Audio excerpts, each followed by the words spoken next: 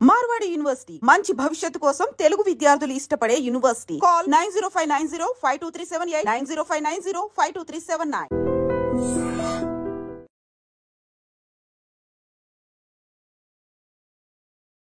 నమస్తే, welcome to I dream social spotlight with కవిత.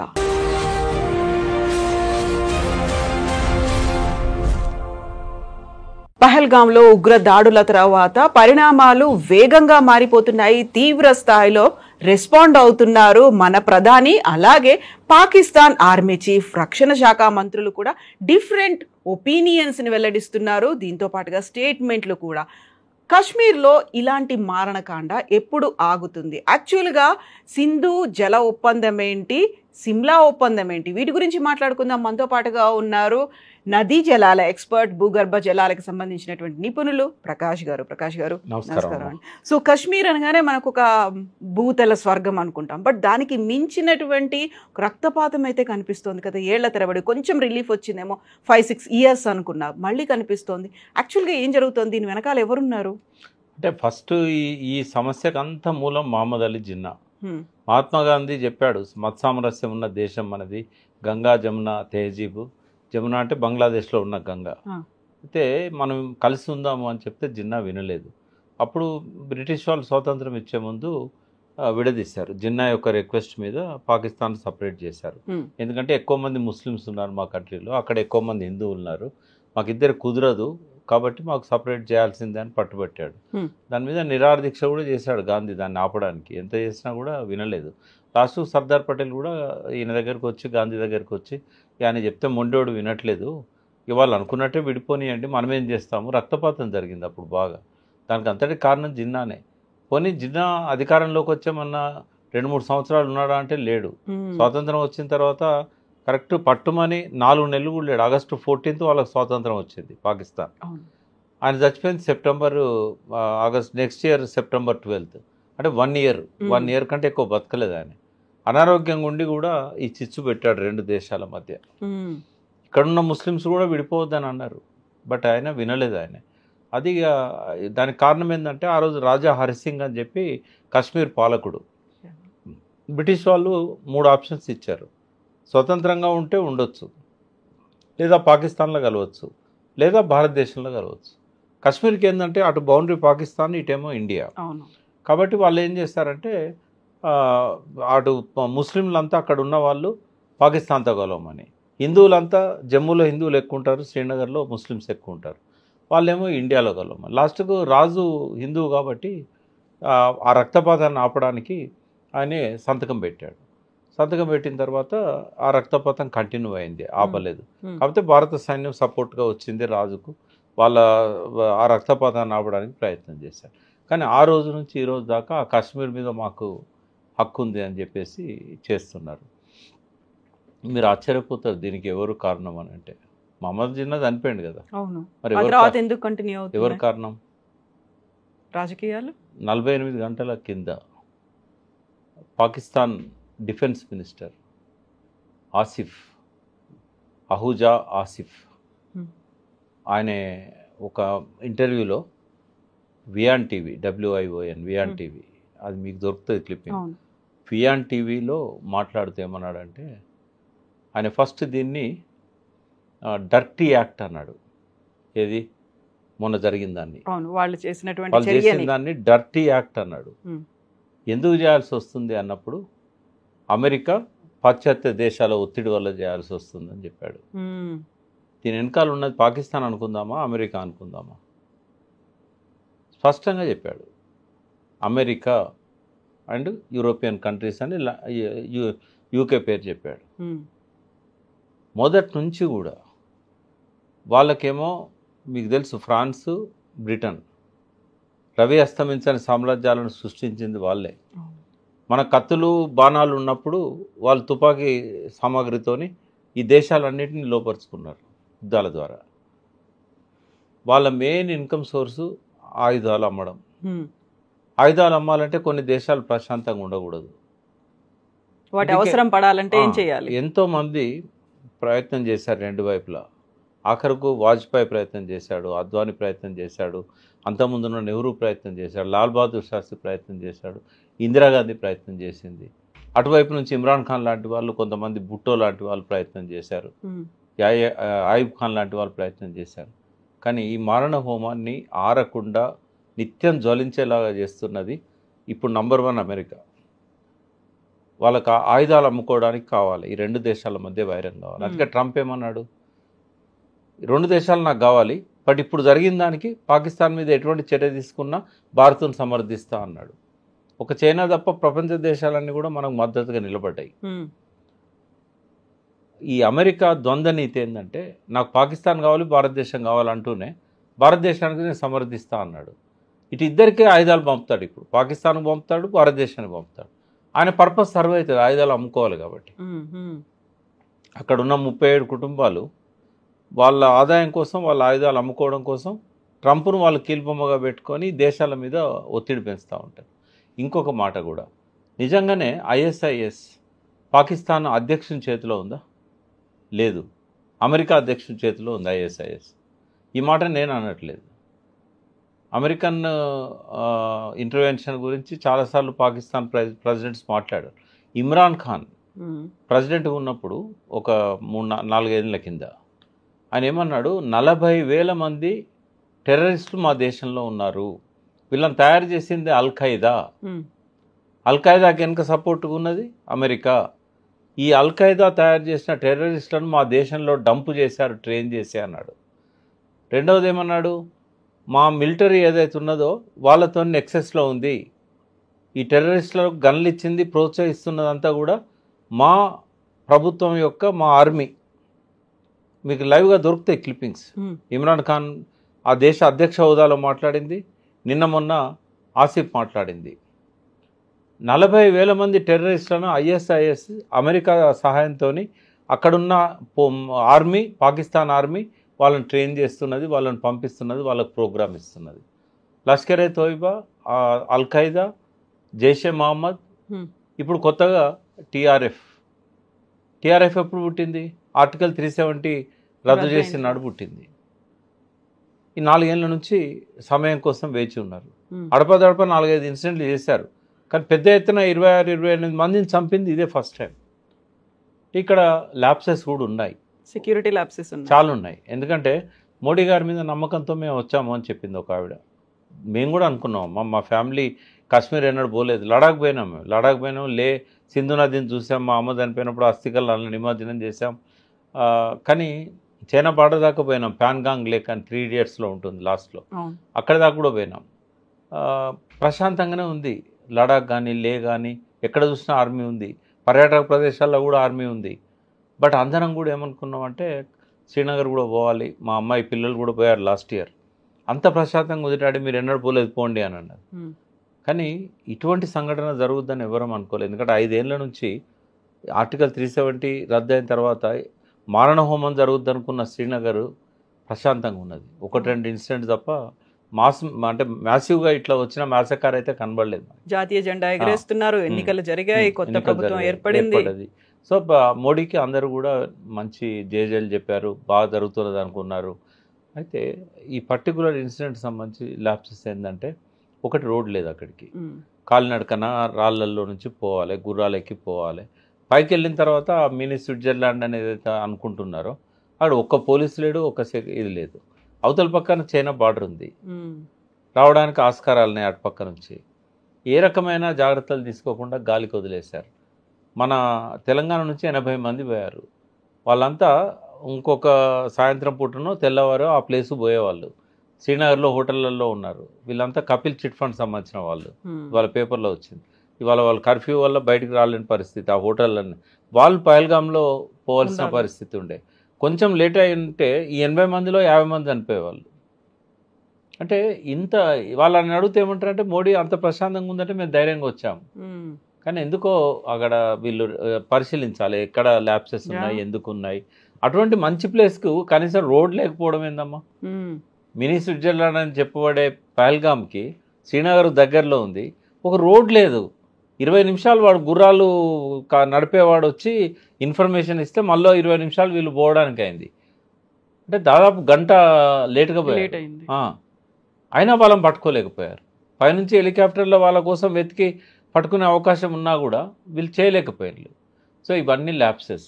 అయితే తర్వాత పరిణామాలు తర్వాత మోడీ గారు సౌదీ అరేబియా నుంచి అది క్యాన్సిల్ చేసుకొని వెంటనే దిగి ఎయిర్పోర్ట్లో మీటింగ్ పెట్టారు డిఫెన్స్ మినిస్టర్ అండ్ అమిత్ షాతో. ఏం నిర్ణయాలు తీసుకున్నారు? సింధు జలాలను ఆపేస్తాం, గేట్లు కూడా బంద్ చేశారు కదా 4ని. అసలు లేదమ్మా మన చేతిలో. సింధు జలాలను ఎక్కడ ఆపుతారు, ఎట్లా ఆపుతారు? ఇప్పుడు దాని గురించి మనం డీటెయిల్గా పోవాలి. సింధు జలాల ఒప్పందం 1960లో జరిగింది. ఇండస్ రివర్ అంటాం. ఇండస్ రివర్ టిబెట్లో మానస్ సరోవర్లో పుడుతుంది. మానస్ సరోవర్ నుంచి హిమాలయాస్ నుంచి మనకు కనబడేది ఎక్కడ, ఇండియాలో మనకు కనబడేది ఎక్కడ? ప్రధానమైన సింధు నది అంటే ఓన్లీ చిన్న ప్రాంతము లేలో. లే అనే ఒక సిటీ ఉంది. లే అనే సిటీ అది లడాఖ్లో ఉన్నది. అక్కడ మాత్రమే మనకు సింధు నది కనబడుతుంది. అక్కడ కొద్ది దూరమే. మనకు దాని మీద డ్యామ్ కట్టే పరిస్థితి లేదు. డ్యామ్ కట్టిన ఆ నీళ్ళను వాడుకునే పరిస్థితి లేదు. ఎటు చూసినా గుట్టలు, ఆడ సారవంతమైన భూములు లేవు, అన్ని హిల్స్ వ్యాలీసే. సో మనం కట్టుకోలేదు. ఎవరు కట్టారు? కింద పాకిస్తాన్ కట్టుకున్నది. పంజాబ్ అంటే ఏంది? 5 నదులు. నదులు ఏంటంటే రావి, బియాస్, సట్లెజ్, జీలం, చినాబ్. ఈ 5 నదులు కలిస్తే పంజాబ్. పంజాబ్ను 2గా డివైడ్ చేశారు. వెస్ట్ పంజాబ్ పాకిస్తాన్లోకి వెళ్ళిపోయింది, ఈస్ట్ పంజాబ్ మనకుంది. ఈస్ట్ పంజాబ్లో 3 నదులు ఉంటాయి, రావి, బియాస్, సట్లెజ్. వెస్ట్ పంజాబ్లో జినాబ్, చీలం. అయితే ఆ ఒప్పందంలో అప్పుడు ఆయుబ్ ఖాన్ను నెహ్రూ 1960లో రాసుకున్నది ఏంటంటే, చినాబ్, జీలం మీ దగ్గర ఉన్నాయి, వాటి వాటర్ను మీరు సంపూర్ణంగా వాడుకోండి. సింధు నది కూడా మా దగ్గర వాడుకోవడానికి అవకాశం లేదు. ప్రధాన సింధు నది మీ దగ్గరనే ఎక్కువ భాగం ప్రవహిస్తుంది సారవంతమైన భూముల మధ్యలోకి వెళ్ళి. అది మీరే వాడుకోండి, డ్యామ్ కట్టుకోండి. మా దగ్గర ఉన్నది రావి, బియాస్, సట్లెజ్ ఉపనదులు. ఇవి పంజాబ్, హర్యానా ప్రాంతంలో ఉంటాయి. సో ఈ నీళ్ళని మేము వాడుకుంటాం. ఇది ఒప్పందం. అయితే మనం డ్యాములు కట్టుకున్నాం రావి, బియాస్, సట్లెజ్ మీద, బాక్రానంగల్ డ్యామ్ ఇవన్నీ. అక్కడనేమో వాళ్ళు కట్టుకున్నారు జీలం, చినాబ్. కానీ మెయిన్ నది మీద అక్కడే ఉంది డ్యామ్. అయితే ఇప్పుడు మనము కొత్తగా డ్యామ్ కట్టి గేట్లు బంద్ చేస్తే తప్ప వాళ్ళకు నీళ్ళు ఇవ్వలేని పరిస్థితి. నిన్న రిలీజ్ చేసినటువంటి వీడియోలో గేట్లు క్లోజ్ చేసావు అనేది రావి, బియాస్ ఏవైతే సింధు నదిలోకి నీళ్లు పోతున్నాయో వాటిని ఆపారు. యాక్చువల్గా సింధు నది ఈ ఉపనదులే కాకుండా ప్రధానంగా కూడా ఆ నదిలోకి చాలా కొండల నుంచి, హిమాలయాస్ నుంచి చాలా వాటర్ వస్తూ ఉంటుంది. అది ఇప్పుడు పెనిన్సులర్ రివర్ కాదు, అది హిమాలయాస్లో మంచు కరిగితే నీళ్లు ప్రవహిస్తూ ఉంటాయి. 24 గంటలు 365 రోజులు మంచు కరుగుతూనే ఉంటుంది, నీళ్లు పోతూనే ఉంటాయి. గ్లోబల్ వార్మింగ్ వల్ల ఇంకా ఎక్కువ పోతున్నాయి. ఎట్లా ఆపగలుగుతావని నేను అడుగుతున్నా. ఇప్పుడు ఒకవేళ లే దగ్గర నువ్వు డ్యామ్ కట్టినావు అనుకో, ఎత్తు డ్యామ్ కట్టాలి దాన్ని ఆపాలంటే, కొన్ని 100 టీఎంసీలు స్టోర్ చేయాలి. లే టౌనే ఉండదు, అది ఆ లడక్ రాజధాని, అది లేహ్ అనేది. ఇవాళ వాళ్ళకి స్వయం ప్రతిపత్తి ఇచ్చారు లే అనేది. మరి ఎట్లా అక్కడ ఆపగలుగుతాం? మిలిటరీ స్థావరాలు కూడా చాలా ఉంటాయి అక్కడ, ఆపడానికి లేదు. ఇప్పుడు మనం ఆపాలంటే ఇప్పుడు డ్యామ్ మొదలుపెట్టి ఒక 20 ఏళ్ళు కట్టిన తర్వాత కానీ ఆపలేం మనం. కాబట్టి అది ఆ బెదిరింపు అనేది ఏదైతే ఉందో వాస్తవంగా అది అమలు చేయరానిది. రావి, బియాస్, సట్లెజ్ నుంచి నీళ్ళను వదలడం ఆపొచ్చు. అది ఎంత ఆపుతావు నువ్వు? ఎక్కువ నీళ్ళు వచ్చినప్పుడు అది కూడా వదిలిపెట్టాల్సి వస్తుంది. ఇక మళ్ళీ ఎక్కడ డ్యాములు లేవు కదా, ఆ స్వేచ్ఛగా ప్రవహిస్తూనే ఉంటుంది. అయితే వాళ్ళ వ్యవసాయం మొత్తం ఆధారపడ్డది సింధు నది మీదనే. సింధు రాష్ట్రమే ఉంది ఆడ. అయితే సారవంతమైన భూములు దాదాపు 4 కోట్ల ఎకరాలు ఉన్నాయి అక్కడ. 4 కోట్ల ఎకరాల సారవంతమైన భూమి ఉంది అక్కడ. ఈ 4 కోట్ల ఎకరాల సారవంతమైన భూమిలో 94% నీటిపారుదల ఉన్న భూమిలో 94% సింధు నది నీళ్ళే.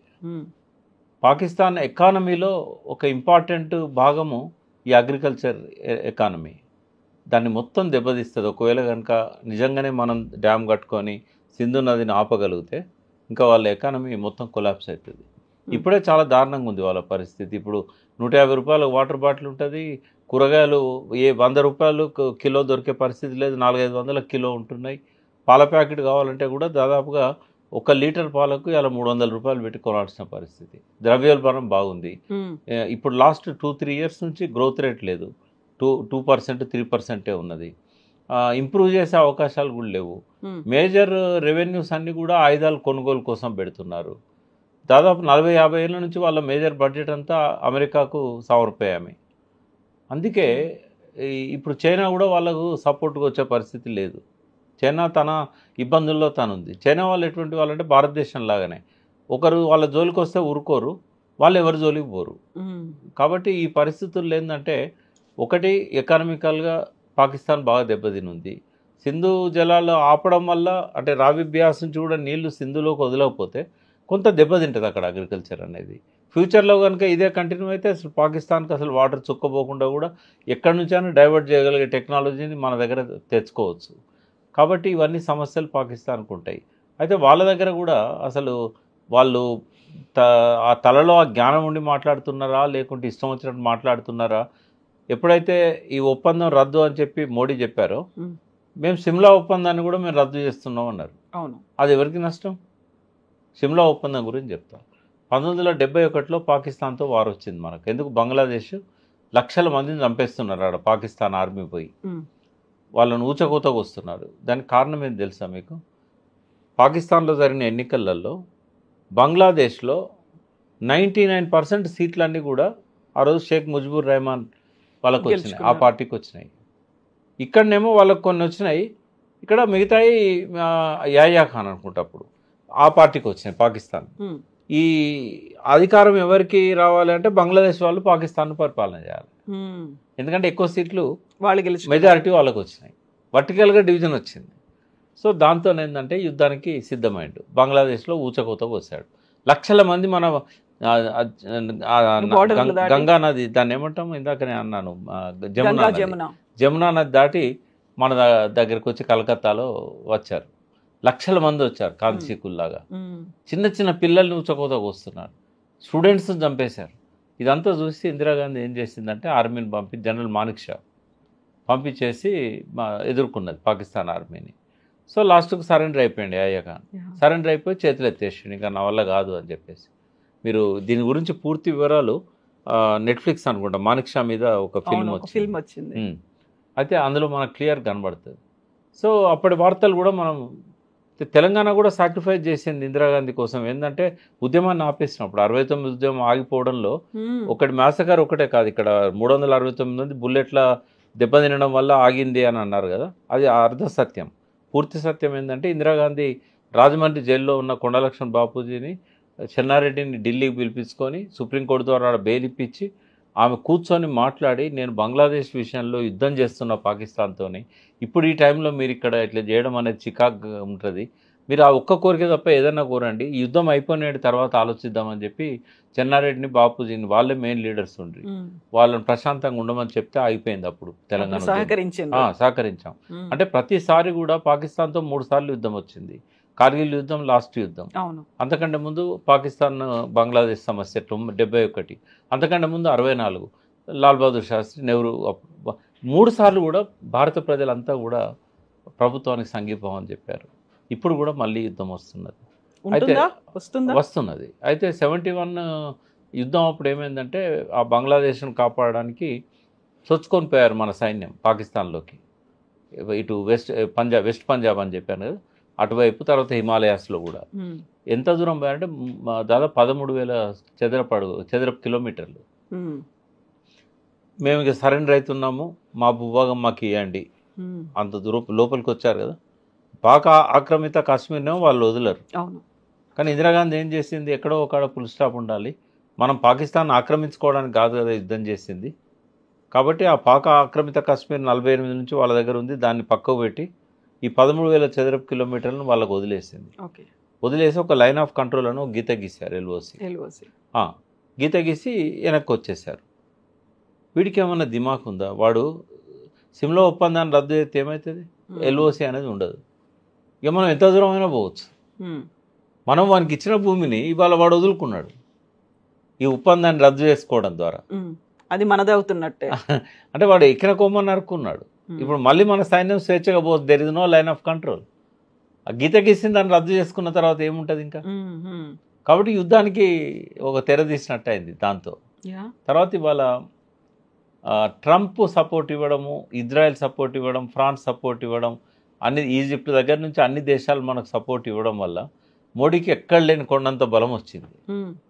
నాకు తెలిసి ఆర్ఎస్ఎస్ మొదటి నుంచి కూడా అఖండ భారత్ అని వాళ్ళకు స్లోగన్ ఉంది. ఈ బర్మా కానీ, నేపాల్ కానీ, ఈ తర్వాత బంగ్లాదేశ్ కానీ, తర్వాత పాకిస్తాన్ కానీ, ఆఫ్ఘనిస్తాన్ కానీ, గాంధార దేశం, ఇవన్నీ కూడా మనదే భారతదేశమే అనేది గోల్వాల్కర్ గారు పాంచజన్యంలో చెప్పారు, బంచ్ ఆఫ్ థాట్స్. కాబట్టి నాకు తెలిసి మోడీ గారికి ఆర్ఎస్ఎస్ సిద్ధాంతాన్ని అమలు చేయడానికి ఇంతకంటే మంచి అవకాశం అయితే రాదు.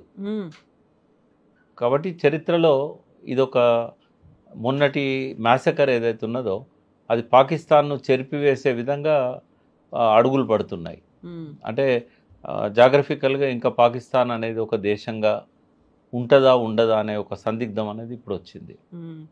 ఇందులో డిఫరెంట్ వర్షన్స్ అనేవి ఉన్నాయి. ఇందులో మీరు చెప్పినట్టుగా అందులో సెక్యూరిటీ ల్యాప్సెస్ అనేవి కూడా కనిపిస్తున్నాయి. అక్కడి దాకా పోలీసులు లేకుంటే అక్కడ ఉన్నటువంటి బార్డర్ సెక్యూరిటీ ఫోర్సెస్, మిలిటరీ అక్కడికి ఎందుకు వెళ్ళలేకపోయింది అనే దాంతోపాటుగా స్థానికులు కూడా సహకరించారు అనేది ఉంది. ఆ తర్వాత అమెరికాలు కావచ్చు, రష్యానో మిగతా వాళ్ళ ఆయుధాలని అమ్ముకోవడానికి ఎంకరేజ్ చేశారు అనే దాంతో పాటుగా పాకిస్తాన్ చేస్తున్నటువంటి తప్పిదాలు, ఆ తర్వాత రాజకీయంగా ఉన్నటువంటి అనుకూలమైనటువంటి అంశాల్లో కాశ్మీర్ కూడా ఒకటి భాగంగా కనిపించింది ప్రతిసారి అనేటువంటి వాదనలు కూడా ఉన్నాయి కదా. ఇవన్నీ చూసిన తర్వాత ప్రస్తుతానికైతే అక్కడ ఆ రోజు జరిగినటువంటి సంఘటనలో పేరు అడిగారు, మతం అడిగారు, వాళ్ళని ప్యాంట్లు ఇప్పి చూపించమన్నారు, ఆ తర్వాత కల్మా చదవమన్నారు.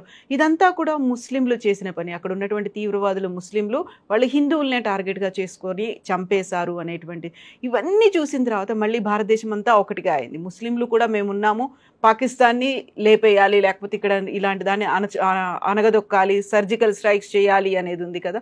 ఈ మొత్తం ఎంటైర్ వెర్షన్లో రాజకీయ కోణం అనేది మీరు చూస్తున్నారా? ఇందులో రాజకీయ కోణం అటు సైడ్ నుంచి ఉంది. ఇది మన దగ్గర ఏం లేదు, ప్యూర్లీ మత కోణం కాదు ఇది. అది వాళ్ళు ఆ మత కోణాన్ని రెచ్చగొట్టడానికి వాళ్ళు ఇవన్నీ చేశారు ఇప్పుడు చెప్పినాయి. కానీ చేయించింది అమెరికా, చేసింది ఐఎస్ఐ. ఈ ఐఎస్ఐ ఇప్పుడు పాకిస్తాన్ ఆర్మీ అనేది పాకిస్తాన్ పాలకుల చేతుల్లో లేదు, అవును, డైరెక్ట్ అమెరికా చేతుల్లో ఉన్నది. ఒకవేళ వాళ్ళ చేతుల్లోనే ఉంటే ఒక డిఫెన్స్ మినిస్టర్ డర్టీ యాక్ట్ అని ఎట్లా అంటాడు? వాళ్ళ టెర్రరిస్టులు చేసిన దాన్ని ఆయన సమర్థించుకోవాలి, లేకుంటే మీడియా ముందు మాట్లాడకుండా మౌనంగా ఉండాలి. డర్టీ యాక్ట్ అని ఎందుకంటాడు? కాకుండా డర్టీ యాక్ట్ అని మళ్ళీ వెంటనే ఆగకుండా అమెరికా చేయించిందని చెప్పాడు. రెండు వెర్షన్స్ ఉన్నాయి కదా. ఇప్పుడు ఆర్మీ చీఫ్ కూడా మునీర్ చేసినటువంటి వ్యాఖ్యలు కూడా ఇప్పటికీ కాశ్మీర్ మా బ్లడ్లోనే ఉంది, మేము హిందువుల్లాగా మాత్రం ఉండము, అలా ఆలోచించము అనే ఒక మాట కూడా ఆయన అన్నాడు కదా. ఆ తర్వాతే ఈ సంఘటనలన్నీ జరిగాయి. కాశ్మీరు నిజంగానే కాశ్మీర్ వాళ్ళకి కావాలనుకుంటే యుద్ధం చేయాల్సి వస్తుంది. ఇట్లా చంపితే కాశ్మీర్ ఇస్తారా? అడిగి వేణులను 10 మందిని చంపితే కాశ్మీర్ వస్తుందా? వాళ్ళకు ఎప్పటికీ రాదు కదా. యుద్ధం చేయాలి వాళ్ళు. మనం ఎట్లయితే 13,000 చదరపు కిలోమీటర్లను ఆక్రమించుకున్నామో వాళ్ళు ఆక్రమించుకోవాలి వచ్చి. దౌత్య సంబంధాల ద్వారా కాశ్మీర్ వాళ్ళకు రాదు, ప్లెబిసైట్ ఇండియన్ గవర్నమెంట్ పెట్టదు. ఇక ఎట్లా వస్తుంది కాశ్మీర్? ఒకరిద్దరిని చంపితే కాశ్మీర్ వస్తుందా? లేదా 50 మంది చంపితే వస్తుందా? 100 మంది మిలిటరీని బాంబు పెట్టి పేలిస్తే వస్తుందా? రాదు కదా. ఇది కేవలం ఏంటంటే రెండింటి మధ్య అశాంతిని క్రియేట్ చేసి ఆయుధాలు అమ్ముకోవడానికి వాళ్ళు చేస్తున్న ప్లానే తప్ప వేరే కాదు. పాకిస్తాన్ పాలకులను కూడా ఒక అసమర్థ పాలకుల కింద జమగట్టాలి తప్ప, ఎందుకంటే వాళ్ళ కంట్రోల్లో వాళ్ళ ఆర్మీ లేదు. ఇప్పుడు ఎవరు అన్నది పక్క పెడదాం, డిఫెన్స్ మినిస్టర్ ఆ మాట అన్నాడంటే ఇంకా వాళ్ళ చేతిలో ఏమున్నది చెప్పండి. రెండే మార్గాలు ఉంటాయి మోడీ గారికి. ఒకటి, దౌత్య సంబంధాల ద్వారా ఇటువంటి మళ్ళీ జరగకుండా అమెరికా మీద ఒత్తిడి తెచ్చి, కాశ్మీర్ పంజాబ్ దీని మీద కాదు, పాకిస్తాన్ మీద కాదు ఒత్తిడి తేవాల్సింది, అమెరికా మీద ఒత్తిడి తేవాలి. అమెరికా మీద ఒత్తిడి తెచ్చి ఇంకోసారి జరగకుండా చెప్పాలి, మాకు ఖచ్చితమైన సమాచారం ఉంది, అమెరికా దీన్ని ఎంకరేజ్ చేస్తున్నది, డిఫెన్స్ మినిస్టర్ స్టేట్మెంటే దానికి ఆధారము. తర్వాత మా కంట్రోల్లో లేరు అని చెప్పడానికి 40,000 మంది టెర్రరిస్టులను మా కంట్రోల్లో లేరు అని సాక్షాత్తు ఆ పాకిస్తాన్ అధ్యక్షుడు ఇమ్రాన్ ఖాన్ ఉన్నప్పుడే ప్రకటించిండు. కాబట్టి మీరే చేస్తున్నారు అని అన్ని దేశాలతో అమెరికా మీద ఒత్తిడి తీసుకొస్తే తప్ప ఈ టెర్రరిజం ఆగదు. తాలిబాన్లను ప్రోత్సహించింది వాళ్ళే. వాషింగ్టన్ DC తీసుకుపోయి, అమెరికా క్యాపిటల్ తీసుకుపోయి వాళ్ళకు 7 స్టార్ 5 స్టార్ హోటళ్ళలో మర్యాదలు చేసింది వాళ్ళే. తిరిగి వాళ్ళు ఇచ్చిన వెపన్సే వాళ్ళకు అగెనిస్ట్గా మోగినాయి ఎక్కడ ఆఫ్ఘనిస్తాన్లో. లాస్ట్ వాళ్ళు పరారు కావాల్సి వచ్చింది అక్కడ నుంచి. తాలిబాన్ల చేతికి రాజ్యాధికారాన్ని ఇచ్చారు. తాలిబాన్లకి ఇప్పుడు అమెరికాకు పడదు. అందుకే తాలిబాన్లు ఏం చేశారు, ఇటువంటి ఈ చర్య హేయమని చెప్పేసి వాళ్ళు టెర్రరిస్టులే కానీ ఈ నిన్నటి ఇన్సిడెంట్ను వాళ్ళు ఖండించారు. అవును, అంటే ఇదంతా అమెరికా చేస్తున్నదమ్మా. ఇప్పుడు పాకిస్తాన్ మీద ఏం చేసినా కూడా ఉపయోగం లేదు. కాబట్టి అమెరికా మీద ఒత్తిడి తెచ్చే విధంగా మోడీ దౌత్య సంబంధాలు చేయాలి. రెండవది ఏంటంటే పాకిస్తాన్కి సంబంధించినంత వరకు ఆయన ముందున్న మార్గం ఏంటంటే ఒకవేళ కనుక పాకిస్తాన్ కలుపుకోవాలంటే ఆయనకి ఇంతకంటే మంచి అవకాశం అయితే రాదు. ప్రపంచం అంతా మనతో ఉంది ఇప్పుడు ఈ ఇన్సిడెంట్ తర్వాత.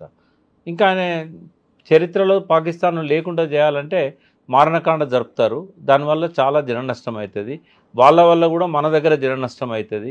న్యూక్లియర్ వెపన్స్ ఉన్నా తీయకపోవచ్చు, ఎందుకంటే వేసేవాడికి నష్టం జరుగుతుంది. మన దగ్గర కూడా న్యూక్లియర్ వెపన్స్ ఉన్నాయి. బట్ న్యూక్లియర్ వెపన్ వాడకపోయినా కూడా లక్షలాది మంది చనిపోతారు. రెండు దిక్కులా కూడా యుద్ధం నష్టం ఎన్నడూ లేనంతగా జరిగే అవకాశం ఉంటుంది. ఇప్పుడు అలాంటి అనివార్యమైనటువంటి పరిస్థితి వచ్చిందా ఇప్పుడు? వెనకాలన్నది ఆర్ఎస్ఎస్ కాబట్టి, వాళ్ళ అఖండ భారత్ స్లోగన్ ఉంది కాబట్టి. బట్ మాలాంటి వాళ్ళం మేము చెప్పేది ఏంటంటే సర్జికల్ స్ట్రైక్ చేయండి. ఎన్నైతే 40,000 మంది టెర్రరిస్టుల క్యాంపులను ఏరేరి తుడిచివేయండి, వాటి మీద మారణహోమం చేయండి. కానీ పాకిస్తాన్లో కూడా అమాయక ప్రజలు ఉన్నారు, రెక్కాడితే డొక్కాడని వాళ్ళు ఉన్నారు, తిండి లేక చాలా పేదరికంతో ఉన్నది పాకిస్తాన్. ఆ ప్రజల మీద సానుకూలంగా ఉండాలి. ఒక దేశాన్ని తుడిచివేయడం అనేది మంచిది కాదు. మంచికో చెడ్డకో ఇప్పుడు 70 ఏళ్ళ నుంచి వాళ్ళకు ఉనికి ఉంది. 78 ఏళ్ళు అయింది వాళ్ళు ఏర్పడి. ఆ 78 ఏళ్ళ నుంచి ఉన్న దేశాన్ని కలుపుకోవాలనే ఆలోచన మాత్రం కరెక్ట్ కాదు. ఇట్లాంటి మనం ల్యాప్సెస్ లేకుండా మన ప్రజల్ని మనం ప్రొటెక్ట్ చేసుకోవాలి, మన సైనికులను మనం ప్రొటెక్ట్ చేసుకోవాలి. యుద్ధాలు జరుగుతూ ఉంటాయి, బార్డర్ దగ్గర ఘర్షణలు జరుగుతూ ఉంటాయి. సర్జికల్ స్ట్రైక్ ద్వారా మనం చేయడం తప్పేం కాదు. డ్రోన్ టెక్నాలజీని వాడి వాళ్ళ ఉనికిని పట్టుకోవడం కష్టం కాదు. కాబట్టి వాటికి పరిమితం కావాలి. కార్గిల్ యుద్ధం అప్పుడు ఎట్లాంటి అనుసరించారో ఆ మేరకే ఉంటే బెటర్. కానీ దేశాన్ని ఆర్ఎస్ఎస్ సిద్ధాంతంలో భాగంగా కైవసం చేసుకోవాలనేది మాత్రం కరెక్ట్ కాదు. సిమ్లా అగ్రిమెంట్ రద్దు చేస్తే మనకే మంచిది. తర్వాత జలాల మీద ఒప్పందాన్ని రద్దు చేయడం వల్ల మన కంట్రోల్లోకి వచ్చింది సింధు నది. ఎంత ఆపాలి, ఎప్పుడు ఆపాలి, ఎట్లా ఆపాలి అనేది మన నిర్ణయము. ఇప్పటికైనా లే దగ్గర ఒక డ్యామ్ కట్టగలిగితే ఆ సింధు నది వాటర్ను పోకుండా ఆపగలుగుతాం. పాకిస్తాన్ను అదుపులో పెట్టుకోవాలనుకున్నప్పుడు ఇది ఒక ఇంపార్టెంట్ చర్య అవుతుంది.